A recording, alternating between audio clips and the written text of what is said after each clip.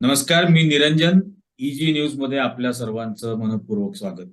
आज एक खूप महत्वाचा विषय आहे. हा सगळा जो राहुल गांधींच्या पहिले डिफेमेशनची केस आणि त्यानंतर त्यांना संसदेने जे डिस्क्वालिफाय केलं, त्यावरून जो सगळा गदारोळ चाललेला आहे आणि त्याच्याबद्दल प्रत्येक जण आपापली मतं ही राजकीय दृष्टिकोनामधून याच्याबद्दलची मांडतायत आणि बराच आउटरेज देशभर या निमित्ताने पसरलाय. पण या निमित्ताने कायद्याचे एक्सपर्ट बरोबर चर्चा करून याचे मुद्दे लोकांसमोर सोप्या भाषेमध्ये येणं हे अत्यंत गरजेचं आहे. आणि म्हणून आज आम्ही ईजी न्यूज वरती सर्वोच्च न्यायालयात, उच्च न्यायालयामध्ये जे प्रॅक्टिस करतात अनेक वर्षांपासून, ते सिनियर ऍडव्होकेट अविनाश गोखले यांच्या बरोबर या विषयावरती आपण सविस्तर चर्चा करणार आहोत. अविनाशजी, स्वागत आहे तुमचं ईजी न्यूज मध्ये. नमस्कार सर, थँक्यू. आपण हा मुद्दा आज घेऊन आलेला आहात. फार महत्वाचा मुद्दा आहे, जनतेसमोर आला पाहिजे सर. पहिले तर मला तुम्हाला हे विचारायचं आहे की हा सगळा जो विषय आहे, पहिले राहुल गांधी कर्नाटकामध्ये 2019च्या लोकसभा निवडणुकीत प्रचारादरम्यान काही वक्तव्य करतात आणि त्या वक्तव्यांमधलं एक वाक्य असं असतं की नीरव मोदी, ललित मोदी, नरेंद्र मोदी. तर आपल्याला माहिती आहे, म्हणजे ललित मोदी, नीरव मोदी हे अनेक कोट्यावधी, हजारो कोटी रुपये बुडवून भारतातून पळून गेले. आता यांच्या यांच्या नावांचा उल्लेख करत त्यांनी असं एक वाक्य वापरलं की हे सगळे चोर, या सगळ्या चोरांचं नाव मोदीच कसं काय. आणि यावरून या तिघांपैकी कोणीही केस न करता एक दुसराच चौथा कोणतरी मोदी असतो, गुजरात मधला, सुरत मधला. तो सुरतच्या न्यायालयामध्ये केस दाखल करतो आणि मग ही डिफेमेशन केस तिथं चालते. तर पहिले तर मला याच्याबद्दल एक क्लॅरिटी यावी सगळ्यांना म्हणून विचारायचं आहे की मुळामध्ये अलेजेडली जो काही गुन्हा घडला तो कर्नाटकामध्ये घडलेला असताना तो सुरतच्या ज्युरिस्डिक्शनच्या न्यायालयात कसा चालला, असा चालू शकतो का? आणि या केस बद्दल एकंदरीत आपलं अनालिसिस काय? राईट सर, पहिली गोष्ट ज्युरिस्डिक्शनल ह्याच्यामध्ये माझं मत वेगळं आहे. कारण आजकाल फेसबुक, ट्विटर आणि बाकी इतर ह्याच्यावरनं ज्या आपलं लाईव्ह टेलिकास्ट होतं किंवा लाईव्ह हे केलं जातं, तर त्यामुळे अशा सगळ्या ज्या भाषणं असतात ती जगभर प्रसिद्ध होतात. त्यामुळे जर आपण तो मुद्दा बघितला तर तशा ह्याने कुठलाही माणूस समजा दुखावला गेला असेल तर एखाद वेळेस आपण त्याने कोर्टात जाण्याचं हे करू शकतो, असं माझं मत ठरेल. पण मूळ पाहता पहिला मुद्दा हा येतो की पहिलं त्याचं डिफॉर्मेशन होतं का. तर अशा केसेसमध्ये जे लोक ऑलरेडी कुठल्या कोर्टाने डिग्री हे करून किंवा त्याच्यावर केसेस प्रलंबित असताना, भारत त्याच्यावर एक्स्ट्रॅडिशन टीटी पर्यंत पोहोचलेला असताना, तशी माननीय पंतप्रधानांची तशी स्टेटमेंट आली असताना की बाबा हे लोक, आणि हे कोण लोक आहेत साहेब, हे लोक असे आहेत जे त्यांचे करीबी मानले जात होते. म्हणजे जे लोक त्यांचे फोटो आहेत, म्हणजे नीरव मोदींचा तुम्ही बघितला तर पंतप्रधान मोदींबरोबर फोटो आहे, ठीक आहे. सो अशा प्रकारची जी लोक आहेत, इव्हन तुम्ही बघाल तर मेहुल चोक्सींबद्दल त्यांचं स्टेटमेंट केलं गेलेलं आहे, ज्या मीटिंगमध्ये, जे युट्यूबवर किंवा फेसबुकवर अवेलेबल आहे, ज्याच्यामध्ये म्हटलेलं आहे की सोन्याचं काहीतरी हे चालू असताना तुम्ही मेहुल भाई असं मेहुल करेंगे, भाई. असं करेंगे, वैसा करेंगे, हे अशी त्यांची स्टेटमेंट्स आहेत. म्हणजे ते त्यांच्या उठ बस मधले असणारे लोक असावेत असा माझा ग्रह होतो जेव्हा मी तसे व्हिडिओ बघतो. तर अशा प्रकारचं जेव्हा हे होत असतं आणि असे जे करीबी लोक आहेत, मेहुल चोक्सी आहे, ललित मोदी आहे. ललित मोदीच्या केसमध्ये तर तेव्हा सुषमा स्वराज यांची मुलगी त्यांच्या अधिवक्ता होत्या. If I mistake not, subject to correction, मला चुकीचं असेल तर कोणी सांगावं या बाबतीत.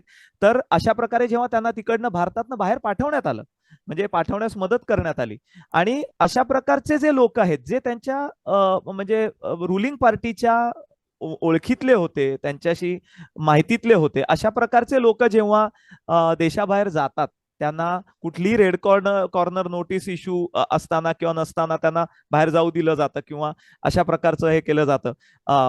तर हा बद्दल जेव्हा एखादे आपले जे विरोधी पक्ष नेते किंवा जे एक महत्वाचा आवाज म्हणून ज्यांना आपण ओळखतो, श्री राहुल गांधीजी, असा जर मुद्दा उचलत असतील तर त्याच्यात पहिली गोष्ट म्हणजे हे विचारणं, हे त्यांचं पहिली गोष्ट म्हणजे त्यांच्या त्या कॉन्स्टिट्यूशनला धरून त्याचं ते काम आहे की त्यांनी ते प्रश्न विचारावेत की बाबा हे चोर कुठे आहेत, आणि त्यांच्यावर कारवाई का होत नाहीये?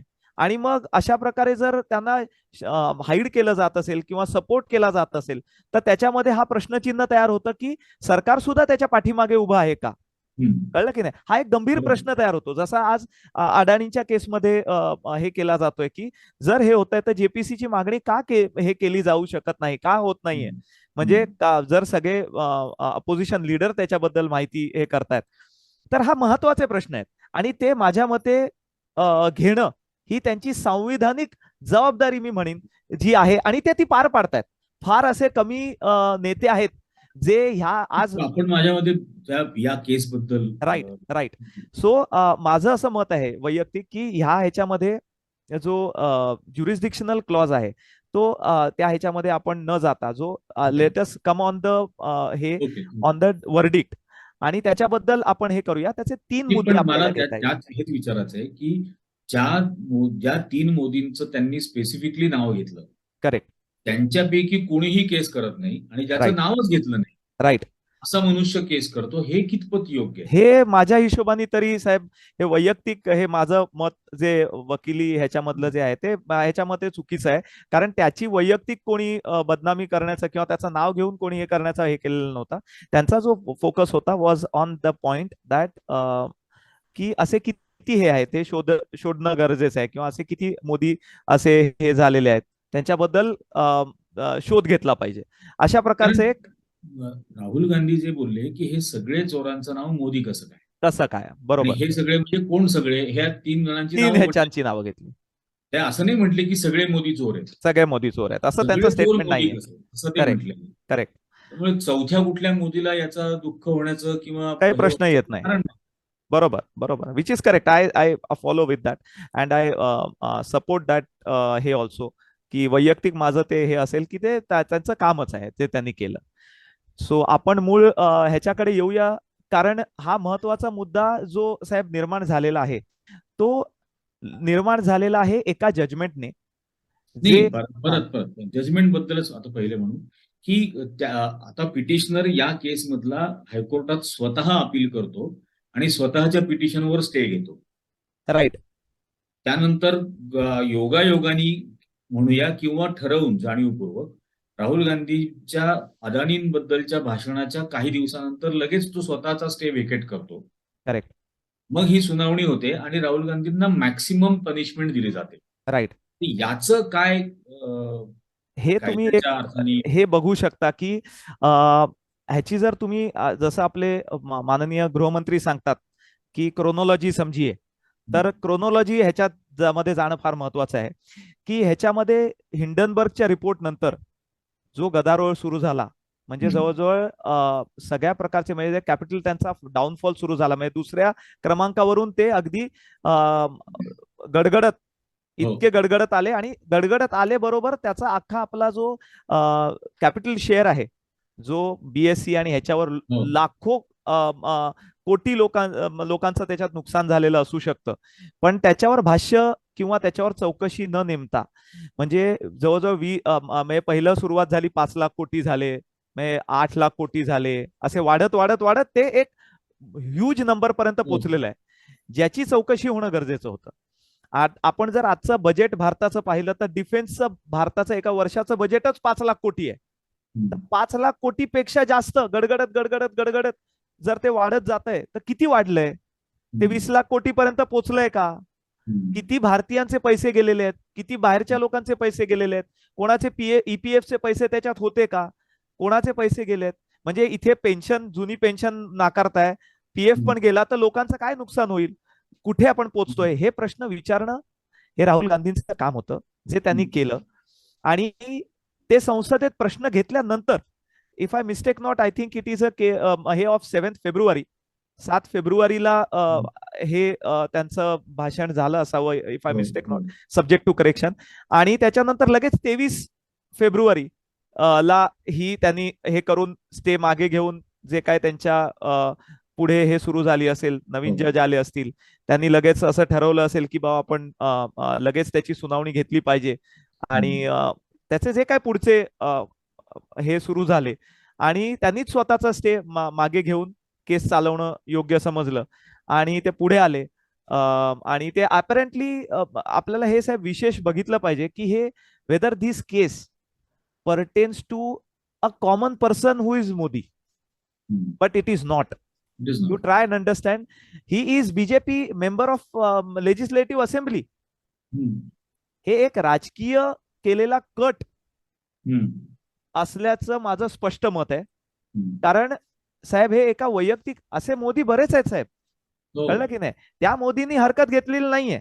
भाजपचा आमदार जो आज सध्या भाजपच्या आमदारकीमध्ये आहे, अशा आमदाराने 2019 मध्ये केलेली तक्रार आहे आणि हे राजकीय हेतूने केलेलं आहे. त्यामुळे ह्याच्यात काही म्हणजे शंका असण्याचं काही कारणच नाहीये. हा लोकांचा आवाज नाहीये. त्यामुळे आपण हे फोकस ह्याच्यावर जर केला की कशा प्रकारे घेतली गेलेली आहे, तर ही राजकीय हेतूने हे केलेलं एक वेंडेटा सेट करायचा, जो एक म्हणजे एक सुरुवात करायची. आणि मग असं केलं की कुठलाही नेता जो आवाज उठवेल त्याला दुसऱ्या दिवसापासून कोणीतरी केसेस टाकायच्या, त्याला डिस्क्वालिफाय करायचं. ह्या प्रकारच्या एक उदाहरण सेट झालं साहेब की ते पुढे सगळ्यांना लागू करत सुटायचं. कारण आता झालंय काय साहेब की ED, CBI, election commissioner, income tax officers ह्यांची क्रेडिबिलिटी जी आहे ती खालावत गेलेली आहे. ह्यांच्या सरकारच्या धोरणांमुळे ती खालावत गेलेली आहे आणि इतक्या लेवलला पोहोचलेली आहे की आजकाल लोक, म्हणजे तुम्ही बघितलं असेल की फोन व्हायरल झालेले आहेत की बाबा हॅलो मैं ईडी से बात कर रहा हूं, मग तो म्हणतो अरे मैंने अब कल ही बीजेपी जॉईन किया था, तो म्हणतो अरे सॉरी सॉरी. म्हणजे अशा प्रकारचे व्हायरल व्हिडिओज आपण बघतोय. लोकांना त्याची गांभीर्य ह्या इन्स्टिट्यूशन परत डायग्रेस होत आहे. राईट. ही जी मॅक्सिमम पनिशमेंट दिलेली आहे, तर या केसमध्ये मॅक्सिमम पनिशमेंट देणं योग्य होतं का? मॅक्सिमम पनिशमेंट द्यायची असेल तर न्यायाधीशांवरती काही याच्यात काही कायदेशीर बंधनं असतात का? किंवा ज्याला आपण असं म्हणू शकतो की जजमेंट साठीचे काही गाईडलाईन्स असतात का?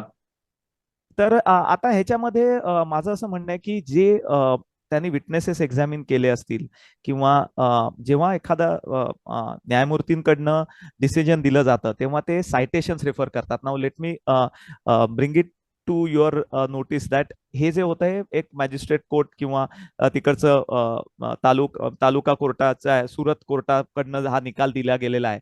तर ऑब्व्हियसली त्यांनी it is not a court of record. भारतामध्ये कोर्ट ऑफ रेकॉर्ड आणि कोर्ट ऑफ कंटेम्प्ट ही जे हे आहेत, ही हायकोर्ट आणि सुप्रीम कोर्ट ही संविधानिक कोर्ट मानली गेलेली आहेत आणि ह्यांचे जे जजमेंट्स असतात ते प्रेसिडेंट म्हणून इतर कोर्टांना फॉलो केले जातात. आता असं असताना तर त्याच्यामध्ये त्यांनी बऱ्याचशा केस लॉसचा संदर्भ दिलेला आहे आणि ज्याच्यामध्ये आपण म्हणू शकतो की त्यांनी न्यायनिवाडे चर्चिले आहेत त्या पर्टिक्युलर जजमेंटमध्ये.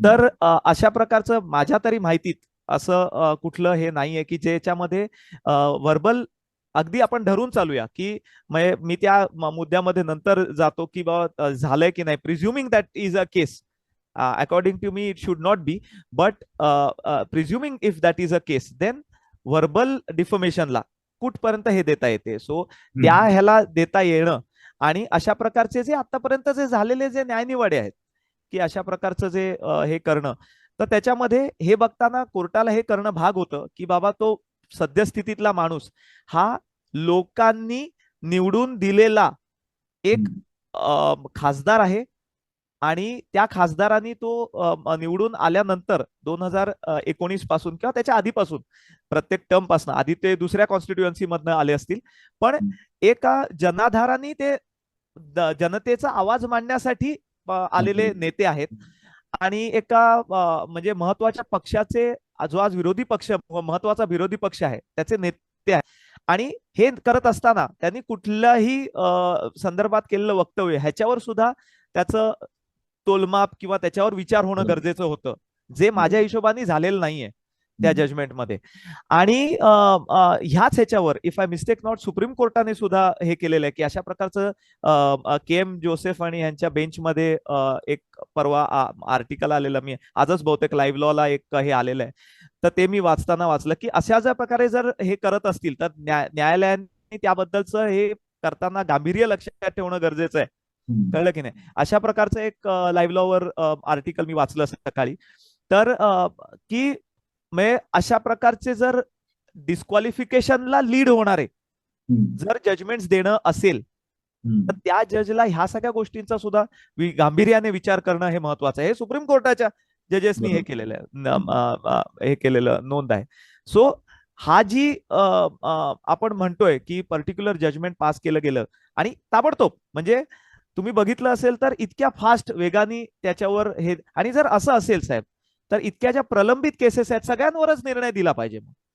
जर तुम्हाला तातडीने केस घ्यायची एक गरज वाटतेय तर हम्म. असे असंख्य विषय लोकांची निगडीत आज लोक मागतायत ज्यामध्ये हे केलं जात नाहीये.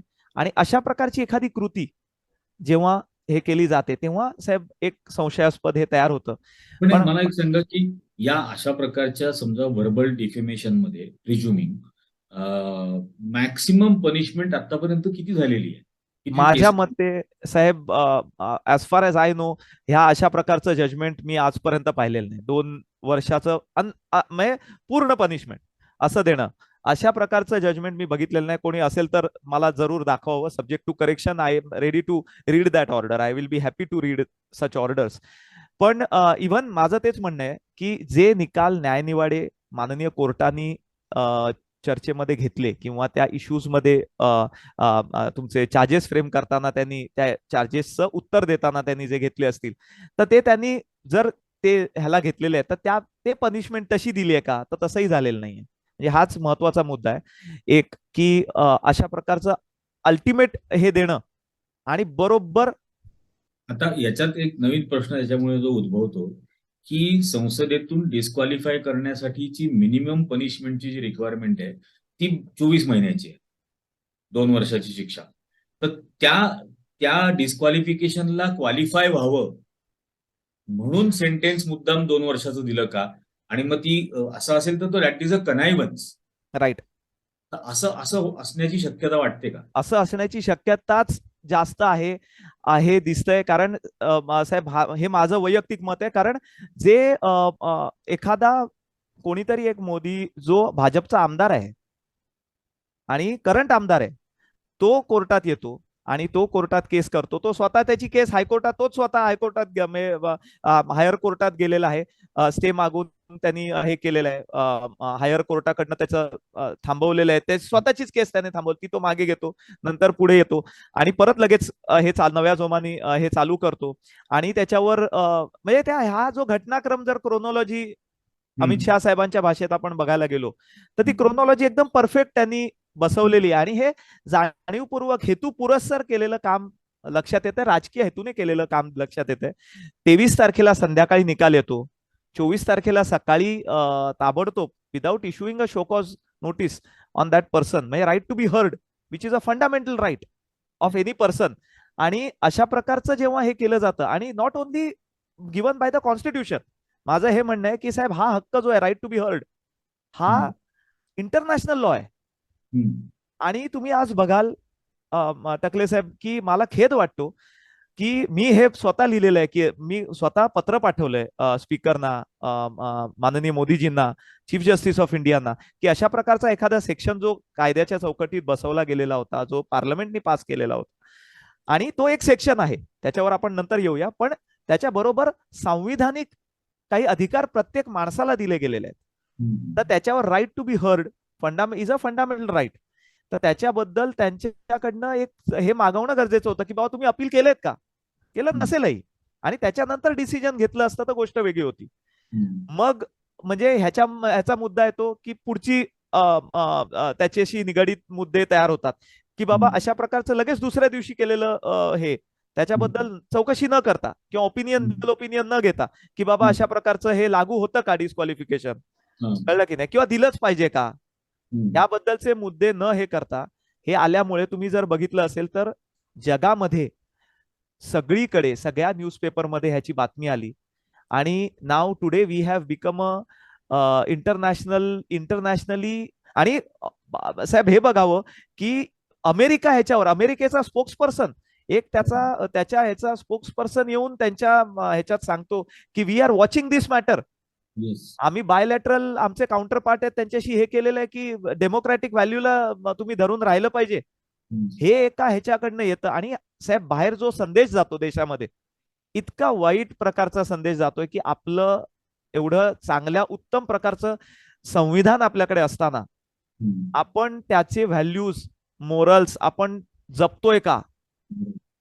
तर माझं वैयक्तिक मत आहे की आपण संविधानिक मुद्दे किंवा संविधानिक आर्टिकल्स ही त्याच्यामध्ये धाब्यावर बसून अशा प्रकारचे जर निर्णय घेतले जात असतील, कारण साहेब स्पीकर्स, लोकसभा सेक्रेटरी आहेत और speaker acts as a court, म्हणजे त्याला कोर्टाचे अधिकार असतात. म्हणजे पार्लमेंटमध्ये बोलल्या गेलेल्या गोष्टीला फक्त स्पीकरच त्याच्यावर कारवाई करू शकतो, बाकी न्यायमूर्तींकडे तुम्ही जाऊ शकत नाही. हे त्याचे रूल्स रेग्युलेशन्स आहेत. अशा प्रकारचं जेव्हा हे केलं जातं तेव्हा स्पीकरकडनं अशी कारवाई होणं किंवा लोकसभा सेक्रेटरी म्हणजे हे, आणि स्पीकर कोण आहेत आज आपण साहेब धरून चाललं पाहिजे की जज कोण आहे. म्हणजे आपण हे बघावं की आज आपण धरून चालतो जेव्हा सरकार स्थापन होतं तेव्हा सरकारचा पक्ष कुठलाही असो, दे cannot treat individual in different manner. तुम्ही एक एक पूर्ण धागा लक्षात घ्यावा. कंप्लेंट करणारा कोण आहे? तर बाबा तो भाजपचा आमदार आहे. स्पीकर नेमलेला कोण आहे? तो भाजपचा खासदार आहे, जो त्यांनी त्याला नॉमिनेट केला आणि ते माननीय स्पीकर ह्या पदावर नियुक्त केले गेले. ठीक आहे. अशा वेळेस जेव्हा ते तिकडे नियुक्त होतात तेव्हा त्यांचा जो एक आपण म्हणतो औदा हा एखाद्या आयडिओलॉजीशी संबंधित राहत नाही आणि they become a member of particular, पूर्ण भारत देशाचे ते एक जबाबदार पद स्वीकारतात. आणि अशा प्रकारे त्यांनी हे वागणं म्हणजे कॉन्स्टिट्युशनल व्हॅल्यूज न वापरता वागणं हे चुकीचं आहे माझ्या मते. या विषयामध्ये मला ज्यावेळेला मी ह्याच्या आधी एक स्वतःच व्हिडिओ केला होता, त्यावर एक वकील आहेत, त्यांनी मला हे लिली थॉमसचं जजमेंटची हे पाठवलं होतं की लिली थॉमसची जी सुप्रीम कोर्टात PIL झाली आणि त्याच्याबद्दल सर्वोच्च न्यायालयाने काय निकाल दिला होता. त्यांचं असं म्हणणं की ऑन द डेट ऑफ कन्व्हिक्शनला तो डिस्क्वालिफाय होऊ शकतो. राईट. जे जे राईट राईट. आता आपण ह्याच्यात साहेब काय पुढे राईट ह्याच्यामध्ये साहेब आपण हा विषय समजून घेणं गरजेचं आहे, कारण हा थोडासा आपण म्हणूया की 2 PILs माननीय सर्वोच्च न्यायालयासमोर आल्या. तर ह्यामध्ये जी सर्वात पहिली लिली थॉमसची जी केस होती ती PIL म्हणून सुप्रीम कोर्टासमोर आली. ती कुठलंही कन्व्हिक्शन चॅलेंज करणारी इंडिव्हिज्युअल पिटिशन जी आपण म्हणतो किंवा डिस्क्वालिफिकेशन, आयदर विच वेज, म्हणजे तक्रारदाराने केलेला अपील किंवा डिस्क्वालिफाईड मेंबरनी केलेलं अपील अशा पद्धतीने वरपर्यंत आलेली नाही, पोचलेली नाही. तर एखादा जो पब्लिक इंटरेस्ट लिटिगेशन या माध्यमातून आलेला जो निकाल आहे तर त्यावर जेव्हा भाष्य केलं गेलं, जेव्हा माननीय सर्वोच्च न्यायालयाने सेक्शन 8(4) हा सबसेक्शन जेव्हा त्यांनी अल्ट्रा व्हायरस डिक्लेअर केला तर तेव्हा तो पूर्ण सेक्शन अल्ट्रा व्हायरस डिक्लेअर केला असं आपण गृहीत धरूया. पण त्या केसमध्ये माननीय न्यायमूर्तींनी हे बघणं गरजेचं होतं की article 13 of the constitution of India हे जे आहे हे आजपर्यंत कोणी रद्दबादल केलेलं नाही. तो भारत देशाचा एक मूळ ढाचा आहे. सेक्युलरिझम, सर्वधर्म समभाव हा भारतरत्न डॉक्टर बाबासाहेब आंबेडकरांनी मांडलेला एक फंडामेंटल राईट मध्ये असलेला, म्हणजे इथे कसं होतं साहेब, हा एक मतमतांतर केलं जातं की इंदिरा गांधींनी 2 शब्द इन्क्लूड केले आणि विच इज सोशलिस्ट सेक्युलर, तर ते हे आहेत का नाही. मी बऱ्याच जणांना तो समजावायला जातो की बाबा तो प्रिएम्बल आहे, जी एक्झिक्यूट करताना तो बेसिक ढाचा म्हणता येऊ शकतो, पण ते एक्झिक्युटेबल हे नाहीये. पण जे एक्झिक्युटेबल आहे फंडामेंटल राईट्स, ज्याच्यामध्ये ह्या ज्या गोष्टी बाकी इतर लिहिलेल्या आहेत, when we go to that chapter, तर असे equality, right to do legal business, trade and profession, आणि इथपासून शेवटपर्यंत ज्याच्यात right to legal remedies is a fundamental right, आणि राईट टू बी हर्ड, हे जे राईट्स जेव्हा घेतले जातात त्या संदर्भातील जेव्हा आर्टिकल 13 आपण बघतो, मी तुम्हाला वाचून दाखवतो साहेब, कारण हा टेक्निकल मुद्दा आहे जो लोकांपर्यंत येणं गरजेचं आहे.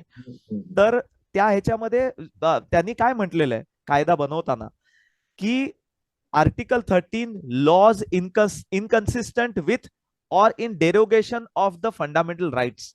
तसे कोणते कायदे हे इन डेरोगेशन विथ किंवा फंडामेंटल राईट्सला धरून नाही आहेत किंवा ते व्हॉइड डिक्लेअर केले जाऊ शकतात.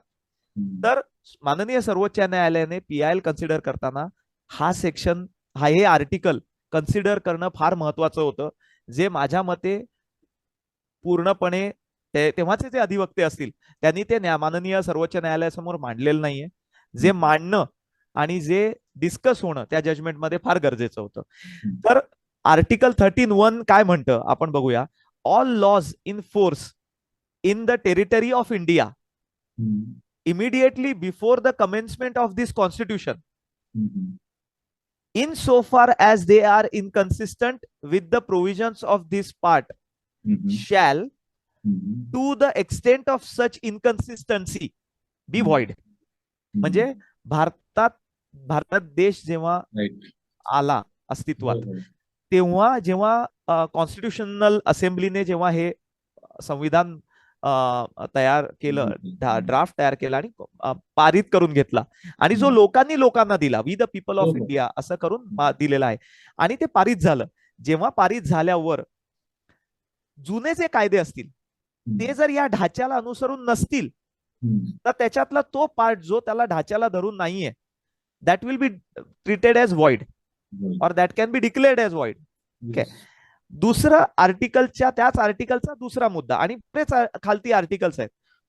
Article 13(2) the state shall not make any law which takes away और abridges the right conferred by this part, and any law made in contravention of this clause shall to the extent of this contravention be void.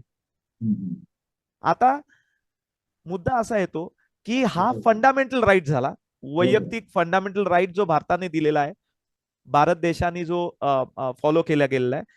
माझं असं म्हणणं आहे ह्याच्या पुढे जाऊन की हा फक्त फंडामेंटल राईटच ॲब्रीज झालाय का, हा एक प्रश्न येतो. कारण हा फक्त फंडामेंटल राईट त्या वैयक्तिक व्यक्तीचा नाहीये. The moment he becomes elected representative of the people of that constituency, त्या कॉन्स्टिट्युएन्सी मध्ये राहणारे जे लोक आहेत त्यांचा आवाज आणि पर्यायाने एका पॉलिटिकल पार्टीचा आवाज, जनतेचा आवाज संविधानामध्ये घेऊन जाणारा जो आहे तो जर थांबवायचा असेल तुम्हाला आणि ह्या क्रोनॉलॉजी पर्यंत, आणि if I mistake not, subject to correction, माननीय खासदार जयराम रमेश जे आहेत त्यांनी सुद्धा एक पूर्ण त्याच्याबद्दल हे केलेलं एक गोष्ट साझा केली की बाबा त्यांच्याशी पण अशी पॉलिटिकल डिस्कशन चालू होती की हे तुम्ही हा मुद्दा घेऊ नका, आम्ही ते प्रेस करणार नाही.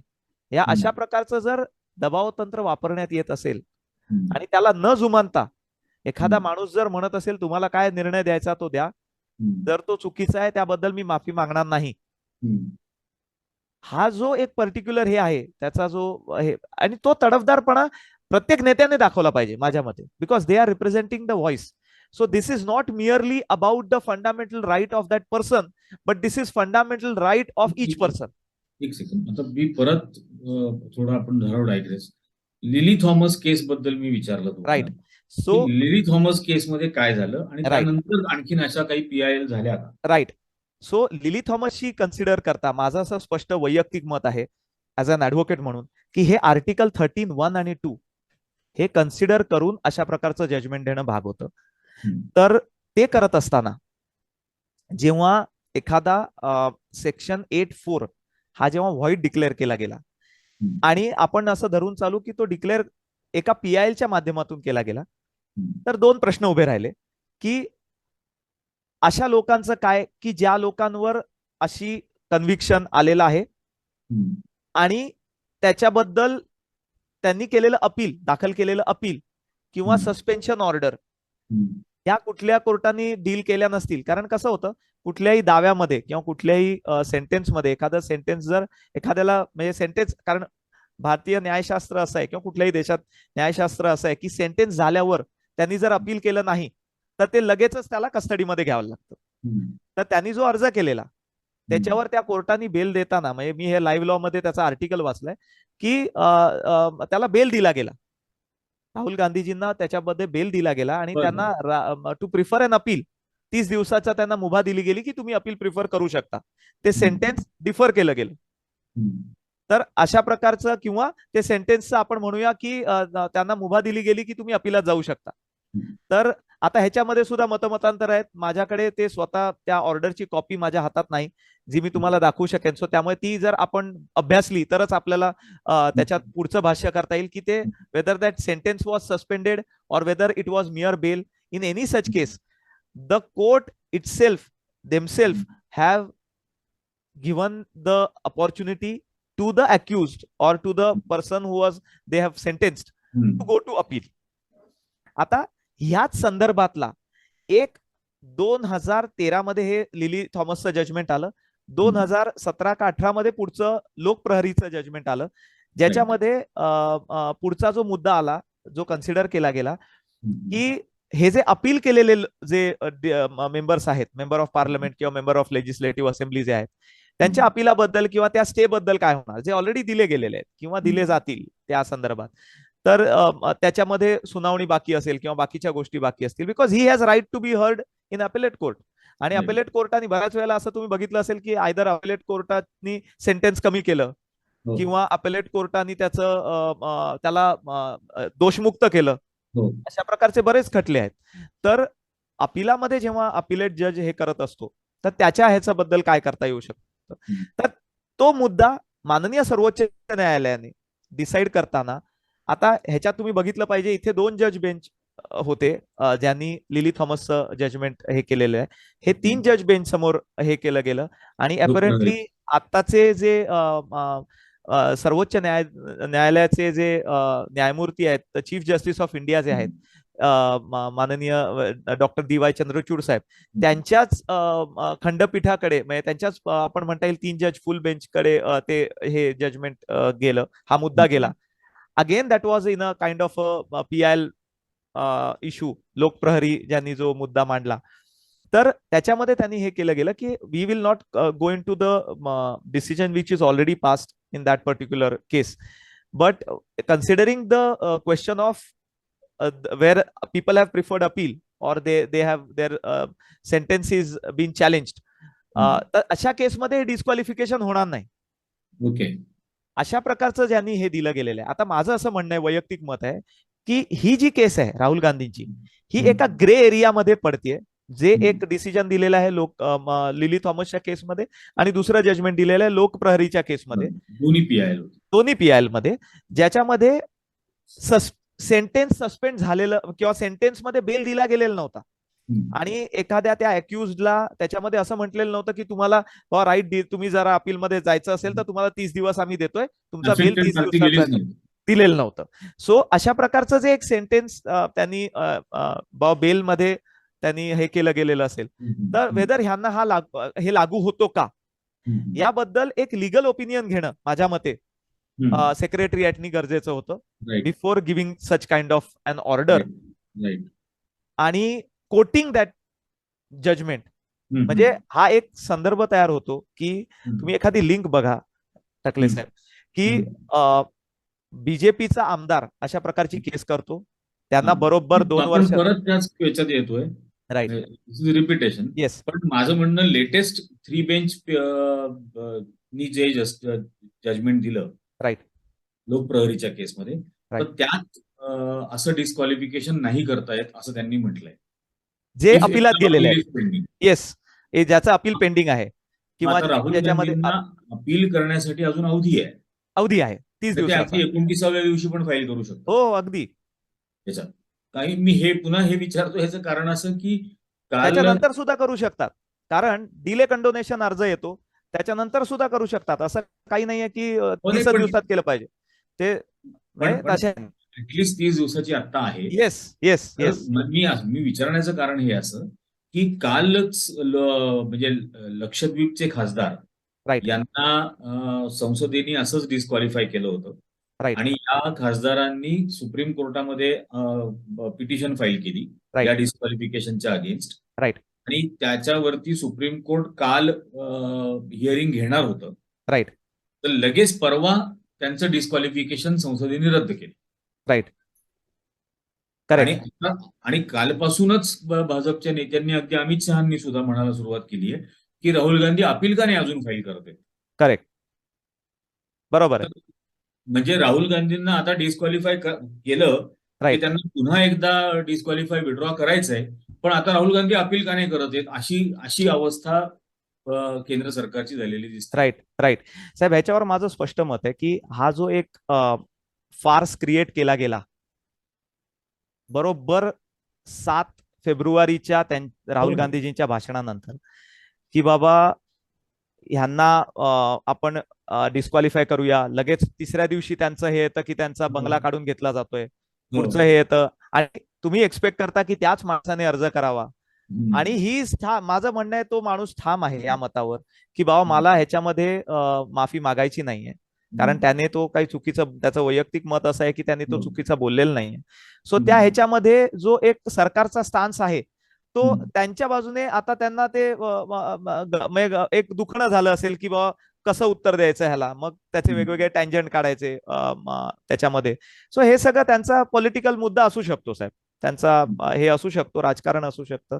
So I will not talk तर अबाउट दॅट. एक मला याच्यात विचारायचं आहे की तुम्ही जे कॉन्स्टिट्युशनल राईट्स आणि याच्याबद्दल बोलला, आर्टिकल 13 बद्दल तुम्ही सांगितलं, हा जो सेक्शन 8 आहे, या सेक्शन 8चं यावेळेला झालेलं इम्प्लिमेंटेशन हे कॉन्स्टिट्युशनल राईट्सला ओव्हरराईड करत आहे असं आहे का? येस, फंडामेंटल राईट्सला ओव्हरराईड करतंय. आणि साहेब एक महत्वाचा मुद्दा आहे की कुठलंही माननीय सर्वोच्च न्यायालयाचे सर्वोच्च न्यायाधीश हे संविधानिक पद आहे. पंतप्रधान, माननीय पंतप्रधान पद जे आहे ते संविधानिक पद आहे, कॉन्स्टिट्यूशनने क्रिएट केलेलं पद आहे. स्पीकर हे कॉन्स्टिट्यूशनने क्रिएट केलेलं पद आहे. लोकसभा ही कॉन्स्टिट्यूशनने क्रिएट केलेली पद आहेत. त्याच्यामध्ये किती मेंबर असतील, हायकोर्टाचे जजेस किती असतील, हो, तर हो. ही संविधानिक पदं असताना या सगळ्या संविधानिक पदावर असलेल्या ज्या लोकांनी हे बघितलं पाहिजे की they are not above constitution. Right. Ultimately they must understand that constitution is supreme in fact आणि इनफॅक्ट सर्व लोक त्यांच्यावर समान आहेत. जबाबदारी आहे त्या कॉन्स्टिट्यूशनचं पालन करेक्ट करणं. करेक्ट, कारण त्यांना जनतेच्या पैशातून त्यांना मानधन दिलं जात आहे आणि राईट. कॉन्स्टिट्यूशननी ते बांधले गेलेले आहेत आणि संविधानाची शपथ घेऊन ते त्या पदावर रुजू झालेत. त्यामुळे बरोबर. त्यांना संविधान नाकारण्याचा किंवा संविधान फॉलो करणार नाही किंवा न विचारात न घेण्याचा हा त्यांचा हे असू, म्हणजे त्यांना हे करता येणार नाही. म्हणजे with due respect to all the हे त्यांना साहेब, माझं एक वैयक्तिक स्पष्ट मत आहे, मी सुद्धा साहेब, माझं जर काही त्याच्यात चुकलं असेल आणि माझे काही शिक्षा झाली असतील, I will have to follow the constitution. If I am bound by it, I will be taken into task for that particular thing. So संविधान बाजूला ठेवून हे असं प्रकारचं जर हे केलं जात असेल तर ते चुकीचं आहे साहेब. बरोबर.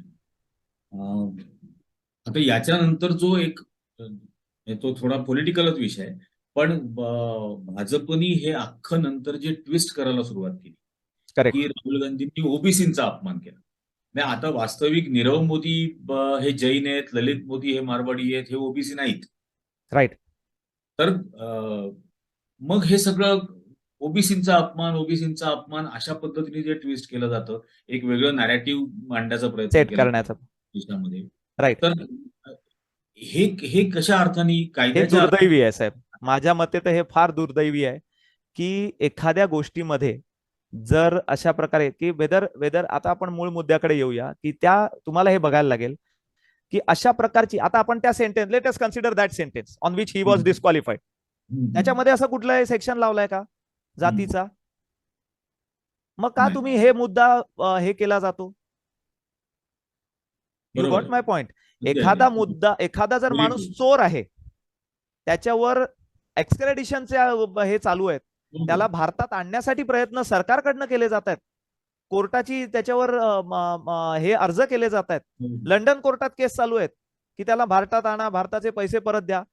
अशा प्रकारचे हे चालू असताना त्याला ह्या कास्ट बेस्ड एखादा टँजंट देणं हा अतिशय दुर्दैवी आहे साहेब.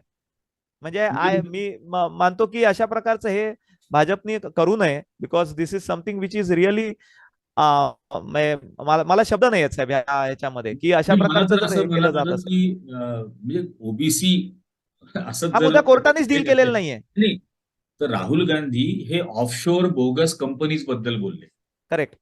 विच इज ओबीसी, हा. Offshore bogus companies. बरोबर. ऑफशोअर बोगस कंपनीज बद्दल बोलल्यानंतर कास्ट मधल्या ओबीसीजला पूर्णपणे मिसगाईड करायचं, मिसलीड करेक्ट. करायचं, हे खरं तर अत्यंत दुर्दैवाची गोष्ट आहे. करेक्ट. आणि या स्थितीला राजकारण येऊन पोहोचतं कारण न्यायालय पहिल्यांदा अशा पद्धतीचे निकाल देतात. राईट साहेब. ह्याच्यात कसं झालंय, एक आपल्याला बघितलं पाहिजे की जो राजकीय हेतूने आज, जसं तुम्ही मागे म्हणालात 2 प्रश्नाच्या आधी, की त्यांना विचारलं जातं की तुम्ही का अपील करत नाही, हम्म, तर तो त्यांचा मुद्दा इतका अंगलट आलेला आहे.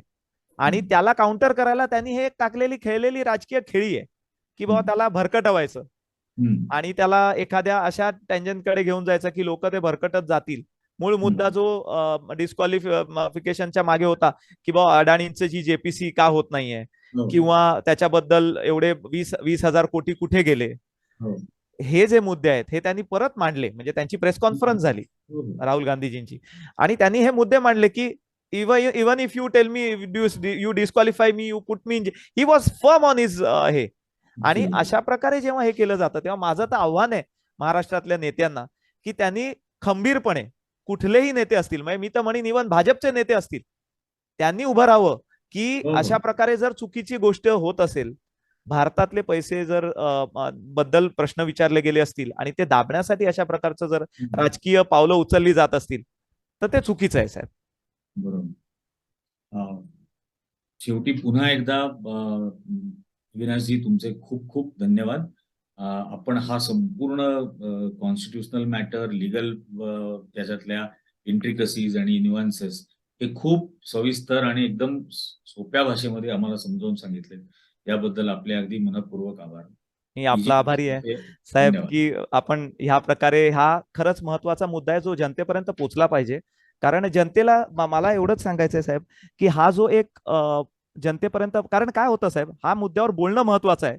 कारण जो जनतेपर्यंत, कारण लोकांना काय हे झालंय की अरे त्यांना एखाद्या जजनी हे केलेलं आहे, सो हम्म, तो मुद्दा खोडून काढणं किंवा त्याच्याबद्दलची खरी गोष्ट कॉन्स्टिट्यूशनची जनतेसमोर येणं, ह्या हम्म, महत्वाच्या मुद्द्यासाठी आपण प्रयत्न केलेत. हम्म. अगदी म्हणजे लगेच हे त्याबद्दल लोकांसमोर येणं गरजेचं आहे साहेब. आणि I am thankful to you that ह्या प्रश्नावर तुम्ही लक्ष केंद्रित करून घेण्यासाठी हा आजचा हे ऑर्गनाईज केला, त्याबद्दल मी आपला आभारी आहे. थँक्स.